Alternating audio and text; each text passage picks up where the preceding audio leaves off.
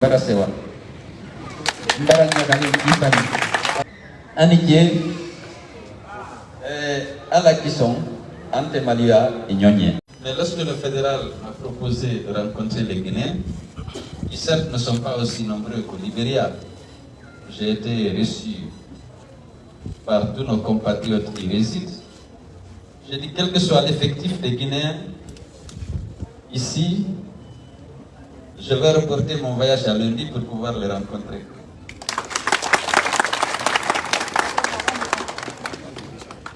Parce que c'est important qu'on se connaisse. On ne réussit réellement qu'à se connaître que par le contact et lorsqu'on se pratique, lorsqu'on se parle. Les hommes politiques que nous sommes, souvent on est l'objet de campagnes de dénigrement et de discrédit. Parce que dans le combat politique, grâce à Dieu, moi j'ai eu un avantage extraordinaire.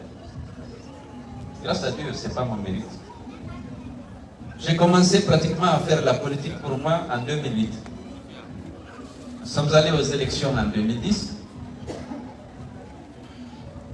Eh bien, au premier tour, je réalise 44% des suffrages exprimés par les Guinéens.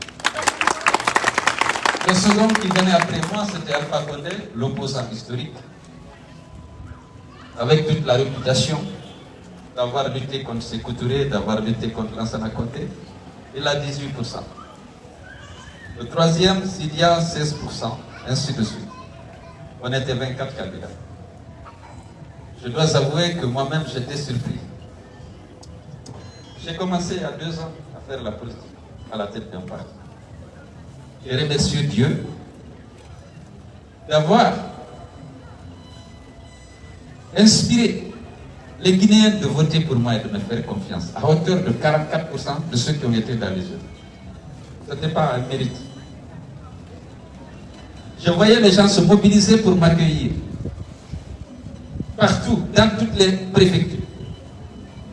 Mes adversaires disent non, oui, il est aimé que par une région. On a commencé la campagne pour tuer politiquement. Lorsqu'on dit qu'il est guinéen, il n'aime que son ethnie et qu'il n'y a que son ethnie qu'il aime, c'est le détruire. Parce que ce score a suscité de la jalousie, a suscité parfois de la haine et une campagne de démolition.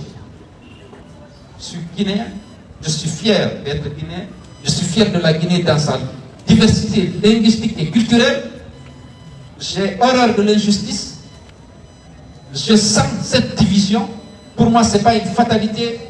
On peut être unis autour des valeurs essentielles. Et je décide d'aller en politique pour ça, pour unir et servir les Guinéens. Mon engagement politique est complètement changé.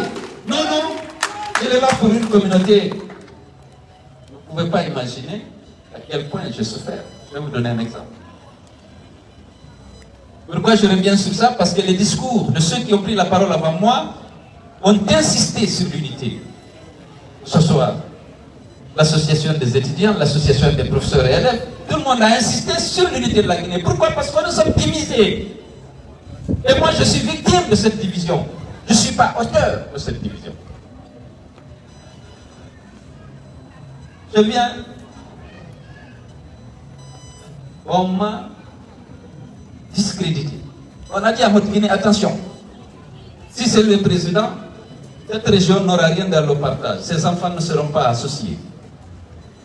C'est injuste. Le président Lansana Conté, le dernier artiste à passer ici à rendre hommage, m'a fait confiance. Il m'a confié la modernisation des infrastructures du pays. Lorsque j'ai commencé à faire la politique, mes adversaires de la moindre ont dit qu'est-ce qu'il a fait pour vous? Il n'y avait rien de concret, de terminé. Et je suis allé me défendre. J'ai dit l'éducation que vous m'avez inculquée. Si Dieu te donne l'honneur d'être celui qui partage, ne commence jamais pour toi. J'ai dit c'est l'éducation que vous m'avez inculquée. Les projets sont distribués dans le territoire en fonction du degré de leur rentabilité et non en fonction de la région. Les projets les plus urgents, les plus importants à l'époque, c'était d'ouvrir le corridor avec Bamako. J'ai fait Kouroussa, Kankan, Kourémalé. Ça fait des kilomètres. Et beaucoup de ponts, d'ouvrages, à Irikri, à Kouroussa, pour ceux qui connaissent la région. À Djeliborkoro, Nyandankoro, un pont de 500 mètres. À la rentrée de Sigiri, 250 mètres sur le Tenkiso. Parce que c'était important. J'ai fait Seredou Zerekore Lola avec le pont sur le Diani. J'ai fait le pont sur le Fatala grâce à Dieu, à la confiance que les partenaires me faisaient, parce que je mobilisais des financements sur la base de pertinence de projets que je présentais pour la Guinée. Je n'étais pas ministre du Fouta ni de la Haute-Guinée, j'étais ministre de la République. Et je travaillais au cadre de la République. C'est après, j'ai fait la promotion de l'abbé Seriba Madina Gounas, l'abbé Tamba. Mais j'avais déjà fait l'autoroute de Conakry avec les échangeurs. J'ai fait le tour du monde pour mobiliser ces financements. Il n'y a aucun franc guinéen du budget national. C'est la crédibilité et la confiance que ceux qui décidaient dans les institutions me portaient. Les projets sont localisés en fonction du degré de la rentabilité. Tout le monde sait que la région forestière est riche. Pour développer l'agriculture, il faut des routes pour évacuer les produits. On a fait la route. Elle n'a pas été faite à la baie, à Gadaoundou ou à Koubia. Mais les commerçants qui vont acheter l'huile de palme, la cola et tout ça, qui amènent au Sénégal et en Gambie. Les transporteurs, les chauffeurs qui dormaient lorsque le parc de Diani était en panne, sont de toutes les régions, les propriétaires des véhicules, les chauffeurs, les apprentis, les passagers. Le pont sur la Fatala, vous pensez que c'est pour Bofa? C'est pour l'économie guinéenne. Parce que le trafic était important. C'était même contre Bofa, la ville. Parce que l'économie de Bofa, c'était au bac. Les gens passent la journée là-bas, ils achètent le poisson, ils mangent dans les restaurants, ils constituent une source de revenus pour la ville de Bofa. On m'a discrédité. Parce que le score que j'ai fait, au premier tour, ça a ébranlé toute la classe politique, tous les autres. Ça a suscité la jalousie. Je n'avais rien fait. Je connaissais même personne pratiquement à la CENI. J'étais surpris. Comme me fait tant confiance que développer l'agriculture, mettre en place un système éducatif performant. Les jeunes Guinéens sont intelligents, ils ont droit à un enseignement de qualité. Pour que le jour où ils sortent, ils puissent confronter valablement leurs frères du Sénégal, du Bénin, du Ghana, des Philippines, de l'Europe. Parce que l'enseignement de base est bon. Il ne faut pas jouer avec l'enseignement. Malheureusement, j'ai été victime d'une vaste campagne de calomnie et de médisance. Parce que simplement, tu as voulu qu'au premier tour, je suis resté si haut. Mais c'est grâce aux Guinéens.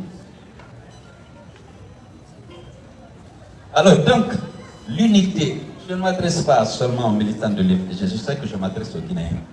Chacun a le droit d'être dans le parti de son choix. C'est notre loi fondamentale.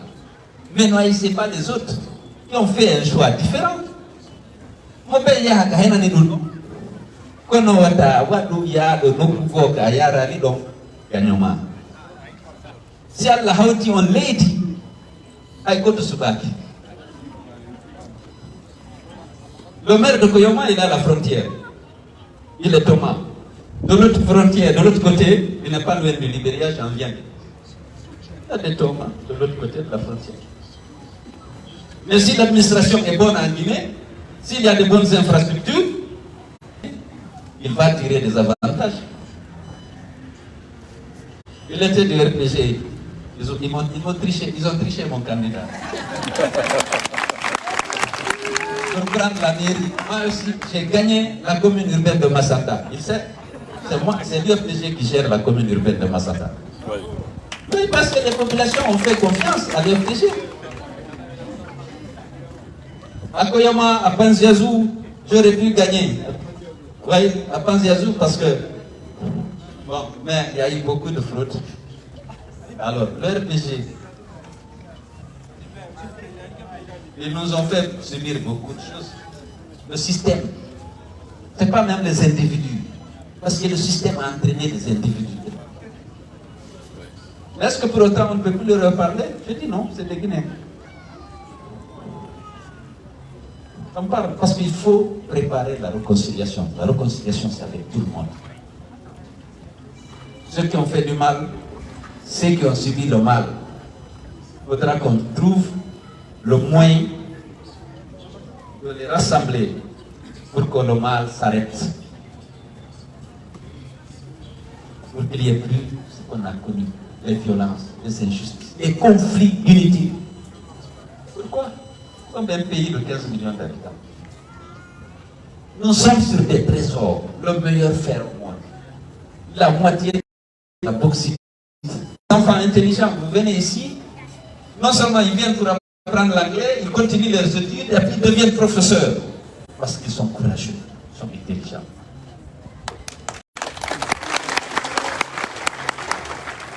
Ils réussissent ailleurs. Il y a des choses à faire. Nous devons tous faire. Malheureusement, c'est parfois difficile. Et à la jeunesse, l'égalité des chances. C'est difficile.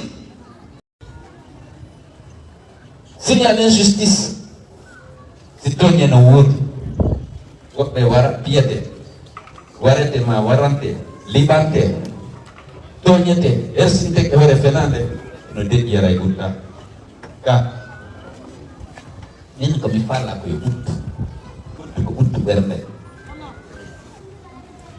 Uttu berne si aholi ke, ajabda take, at donya take si adronga manuwot kaya wulli toda, defitane gurti, bejonne te gonga mau, makeye mau, araida gutti. Arsikeko, Allah kata. Donc,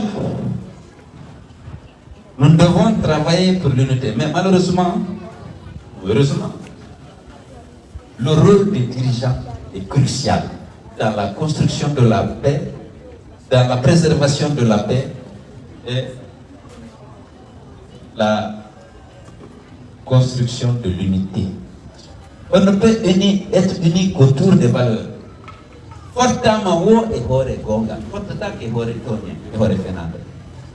Et c'est pourquoi ceux qui peuvent garantir le respect des droits des autres, le respect des droits des autres, c'est en premier lieu ceux qui gouvernent. Or, la paix se construit par ça. Ça yangike a hedi ara agandai. Si Awoni citoyen, on ne te demande pas tu es de quelle ethnie, on ne te demande pas tu es de quel parti. On ne te demande pas si tu vis à Zerikure, à Mandiana, à Kundara ou à Forekaria. On doit garantir ta sécurité. Le reste, ta sécurité, la sécurité de tes biens, le respect de tes droits et de ta dignité. C'est le rôle de l'État. Il lève l'impôt pour assurer ça. C'est la première obligation de l'État vis-à-vis du citoyen. Ce qui est prévu dans la Constitution et dans les lois de la République, tout comme le président de la République prêche serment de respecter et de faire respecter ça, il fait respecter ça. Il y aura la paix. La paix, on ne l'invente pas. Là, dans les discours, voyez, faisons la paix. La paix, c'est dans le respect du droit, tel qu'elle est définie dans la Constitution et les autres lois de la République. Donc, je voudrais vous remercier pour être venu. Je vous encourage à respecter les lois du pays, parce que vous êtes les ambassadeurs, les vrais ambassadeurs de la Guinée. On dise que les Guinéens sont respectueux des droits du Ghana. Ils sont des bons travailleurs honnêtes. Nous serons tous fiers que vous soyez à l'IFDG, au RPG, à l'UFR ou dans un autre parti. Nous sommes Guinéens. Les partis, vous savez, ça naît, ça disparaît. Ce qui reste constant, c'est la Guinée.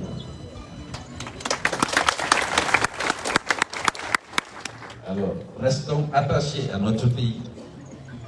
Mais travaillons pour qu'il soit un pays juste, où règne la sécurité, la prospérité, la démocratie pour tous les fils de Guinée. L'ambition de l'UFDG, je le répète, comme je sais le dire, je m'excuse parce que j'utilise certaines formules. Oula. L'ambition de la Guinée, de l'UFDG, ou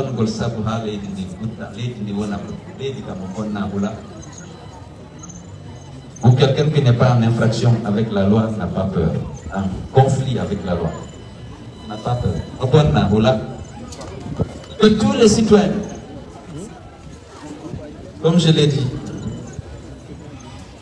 Yomope wonu dakdo tandudo tedudo panama ontigin bona. Que votre sécurité, je l'ai dit, la sécurité de vos biens soit garantie. Que votre dignité soit respectée, quel que soit le parti dans lequel vous militez, quel que soit le détenu dont vous êtes ressortissant, quel que soit le lieu où vous vivez.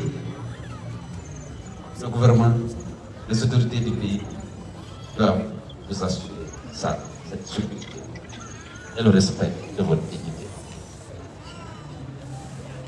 Nous comptons sur vous, c'est pas facile.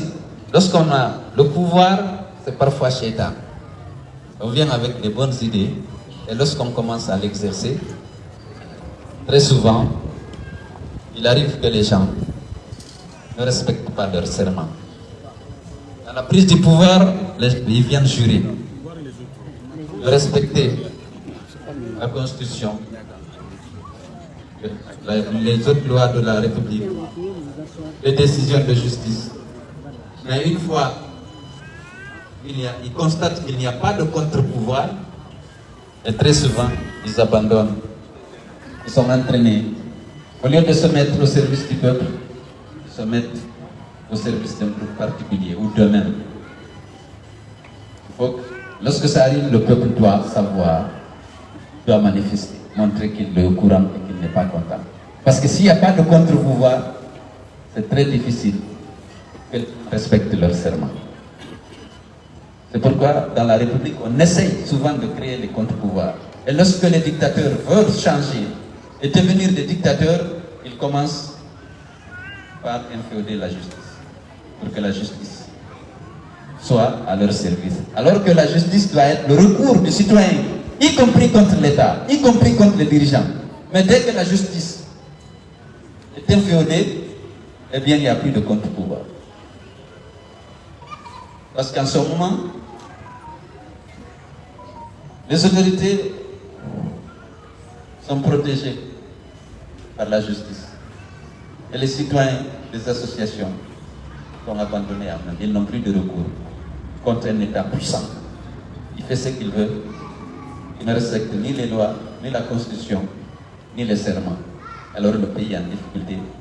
Et c'est pourquoi dans toutes les constitutions modernes, le droit de manifester dans les rues et sur les places publiques, pour que le peuple, à défaut d'obtenir l'intervention de la justice, qu'on proteste par la rue et dans les places publiques. Ça ne signifie pas la violence. Ça signifie, vous voyez ce qui se passe dans les démocraties avancées, les manifestations continuent, il n'y a pas de répression, il n'y a pas de mort. Mais lorsque, chez nous, lorsque les gens exercent ce droit constitutionnel, ces manifestations sont réprimées dans le sang. Il y a plusieurs morts. Ils vont dire non, non, c'est les opposants, non. Mais regardez les victimes, ils viennent d'où? Les manifestants, pas de ceux qui sont chargés du maintien d'ordre. À qui profite le prix? Je vous encourage à travailler, partout où vous êtes, en Guinée ou ailleurs, c'est le travail. Je vous encourage à respecter les lois de la République et je vous encourage à ne pas oublier la Guinée. La lutte que nous menons pour que notre pays soit une démocratie, pour que notre pays puisse être un pays régi par les règles et les principes de l'état de droit, ça vous concerne, ça concerne vos enfants. Vous devez, chacun même étant dans son parti de son choix, vous devez contribuer à ce combat pour que notre pays soit une république où la loi est respectée. C'est très important. Parce que sinon, la paix n'est pas durable.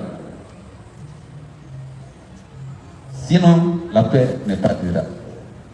Elle n'existe pas, comme je l'ai démontré tout à l'heure, à citer hier et Utta. Si Utta est né, donc, voyons voir qu'il